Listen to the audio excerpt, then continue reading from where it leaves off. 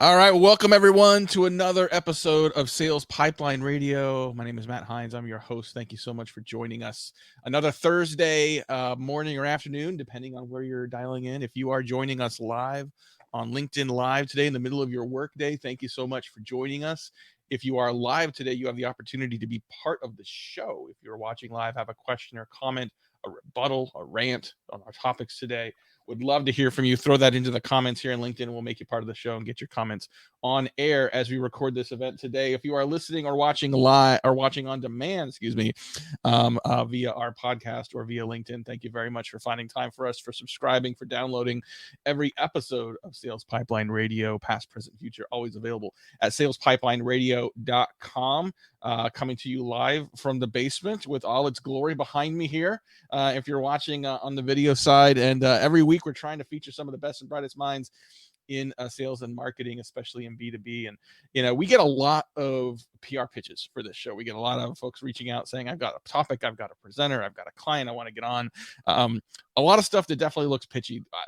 When I heard from Justin and the Manuel team, it caught my interest because it's a topic we're talking a lot to clients about and just our community at large. And it's the idea of how are we effectively finding, onboarding, and training and making successful sales and marketing people and professionals, largely remote and hybrid work environment. It's always been hard in person, but now it's infinitely hard in more of a remote environment. So Justin Clifford, head of sales at Demandwell, joining us for this conversation. Justin, thanks so much for being part of this today. Yeah, Matt, thanks for having me, and thanks for the opportunity to talk about this topic, one that I'm super passionate about. Wish I was better at it than I am, but super passionate about it. Well, we are all learning as we go. I mean, we had a physical office for 10 years before COVID hit, and it forced us to go remote, and we have now decided to stay remote and a hybrid, meaning we are still get together in person. We're largely a Western Washington based company, but very, very different from where it was before on a lot of fronts. And, as someone who's been leading sales organizations for a long time, talk a little bit about that transition that we were forced into, what that was like as a sales leader, and how that's evolved into your thinking around onboarding and making salespeople successful today. Yeah. The interesting thing is that I was working, when we transitioned to a fully remote organization, I was working for a company called Lessonly, and we sold online training software. Right. So we were already kind of selling the purpose of learning almost asynchronously, right?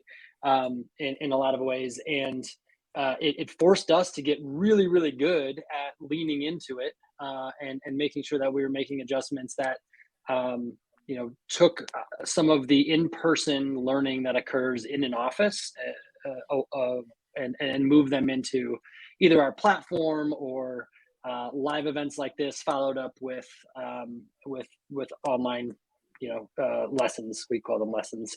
But it's been interesting. And if anybody went from a local office and only onboarding locally and had never hired remotely before, or outside of that local area, has to be incredibly difficult, right?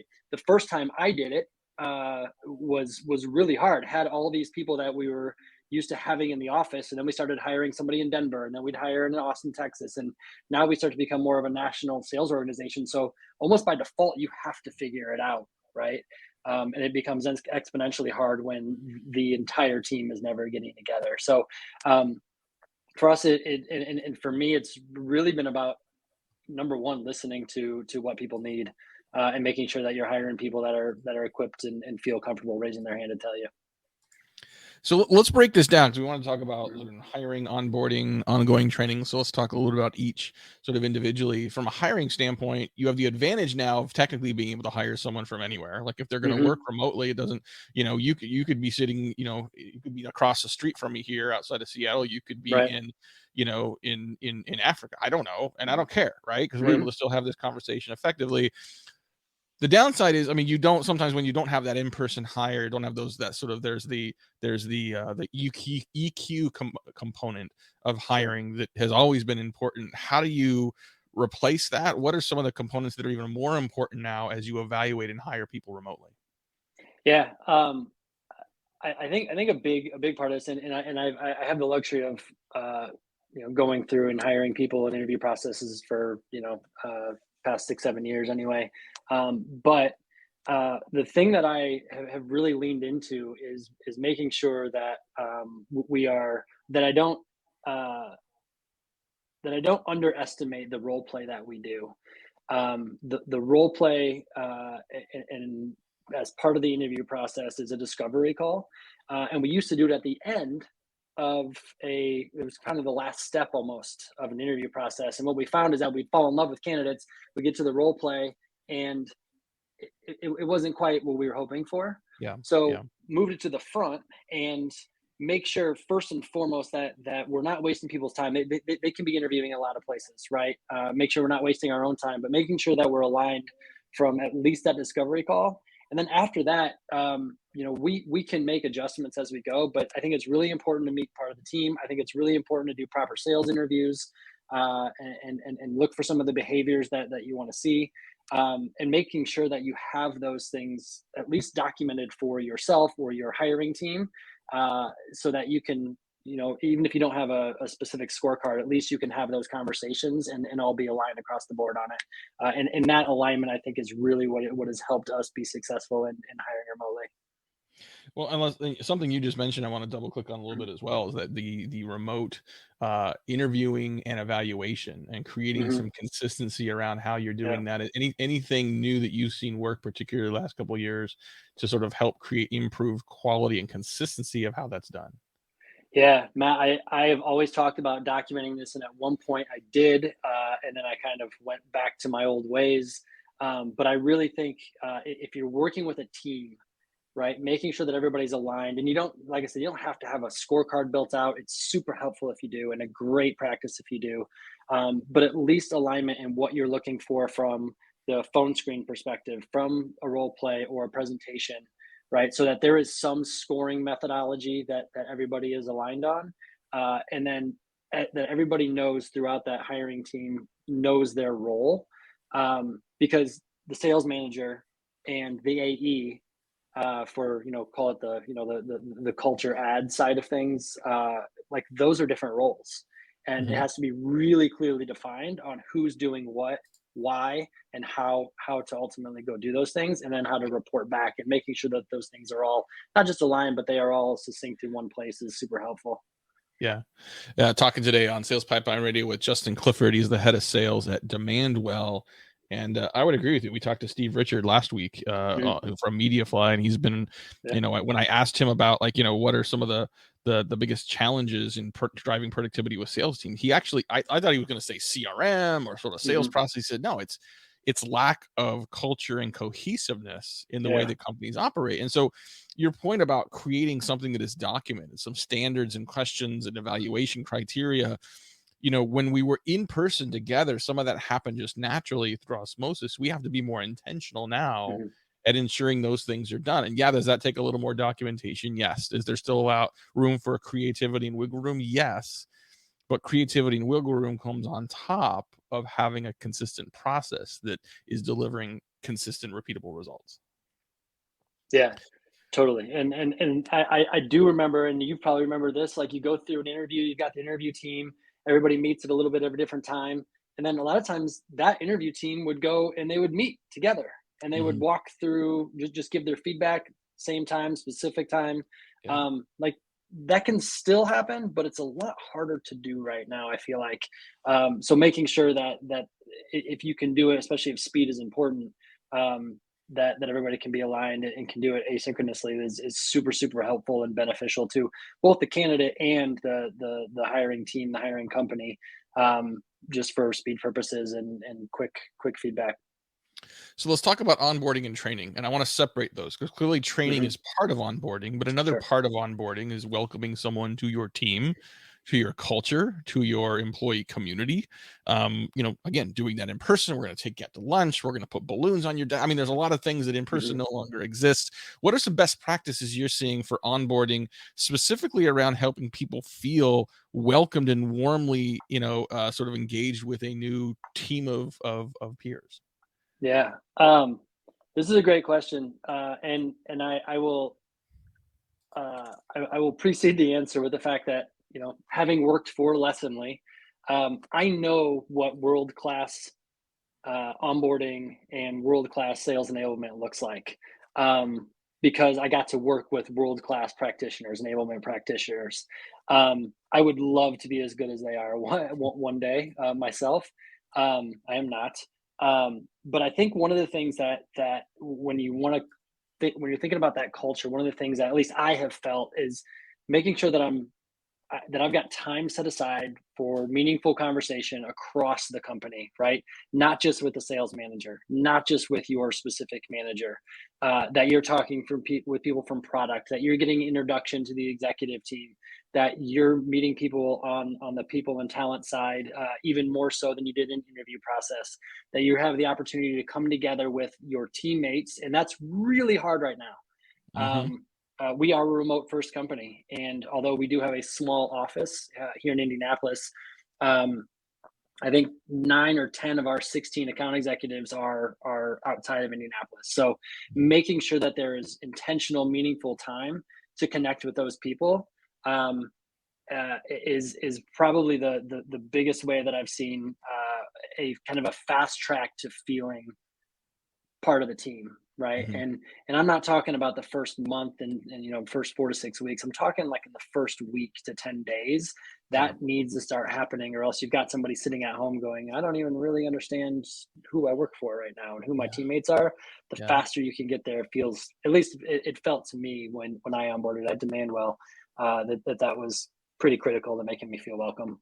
Yeah, I would agree. And just to reiterate some of what you said, I think FaceTime is so Mhm. important, and you can replicate that by doing stuff like this, right? I mean, like Sure. it's not just get on the phone, but like let them see you, get to know each other a little better. Hey, is that really a husky football helmet behind you? Are you a college football fan? I mean, just Yeah. like these are the connected tissues. These are the connected moments to sort of help you feel connected to a new team and Mhm. sort of help you as an employer feel connected to new people and vice versa.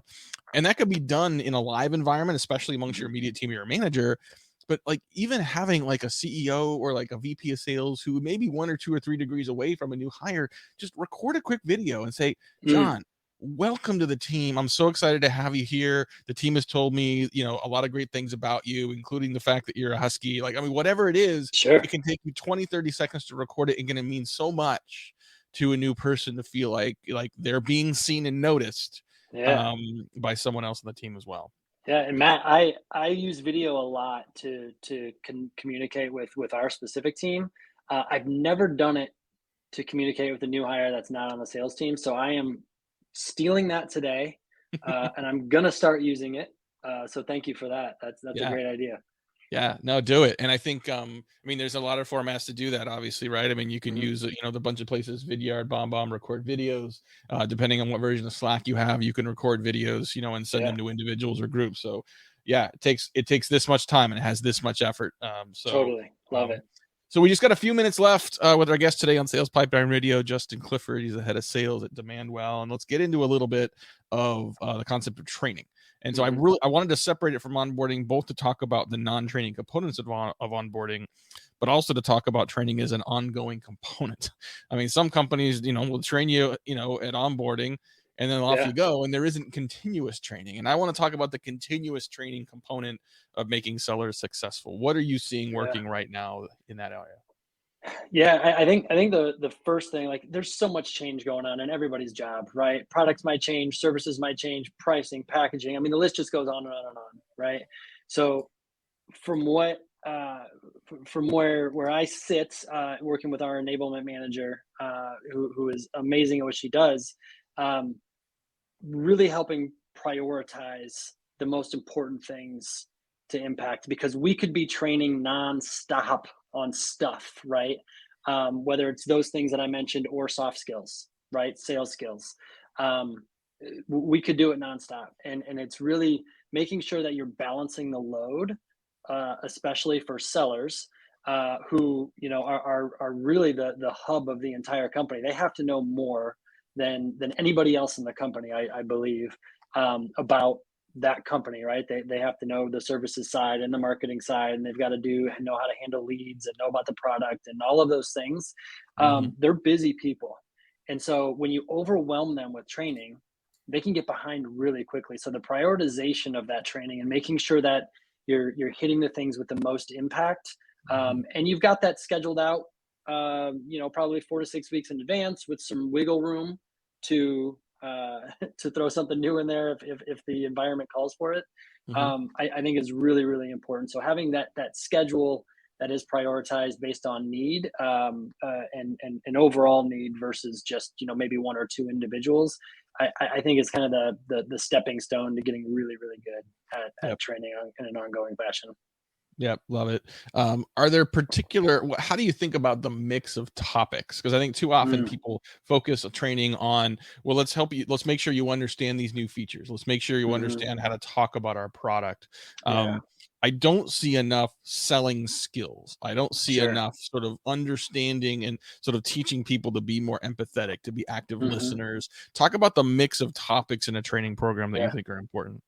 Yeah, I think this is great because I think this is where some of that wiggle room comes in too, right? Mhm. Because sales leaders can get together and they can often have similar observations and realize, hey, this isn't just a one person or a two-person coaching topic, Yeah, right? For their individual coaching plan, this needs to be a team topic, right? We that's saw right. it, for instance, pandemic hits, you automatically have to start with more empathy, right? Hmm. And even though you're dealing with empathetic people by nature, hopefully, it's a good time to come back and to do a refresher together That's on right. it. So I think that wiggle room really helps. And really, I think it comes back to just that prioritization of like what is going to help our team be the best that they can be in their job in the next 4 to 6 weeks, and just do that on a rolling basis.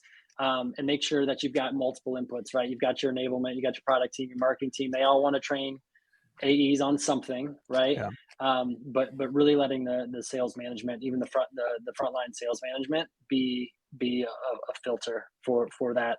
And if you're not getting feedback from AEs on a regular basis, there's some room for improvement there because they have a whole host of things that they want to get better at for sure.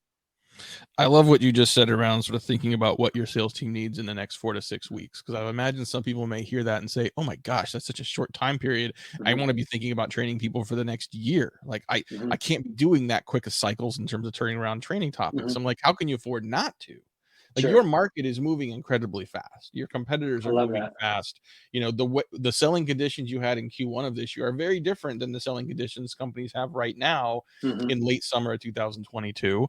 And so like you have to adjust to that and sort of it doesn't mean you have to reinvent your training content or your curriculum every 4 to 6 weeks, Hmm. but to have a more frequent sort of touch base with your team to ensure that they are armed with the best hard and soft selling skills, Hmm. in this environment, in the current environment that may be different than what it was a couple months ago, and it will be different again in 2 months. I love that increased speed of cadence. So thank you. I know we got to run. We're running out of time here. Justin, thanks so much for joining us today, for Yeah, sharing your thank you, insights. Matt. Where can people learn more about you and learn more about Demandwell? Ooh, demandwell.com. If it's Demandwell, if it's me, LinkedIn is the best place. Justin Clifford. Just put in Justin Clifford Demandwell, and you should be able to find me.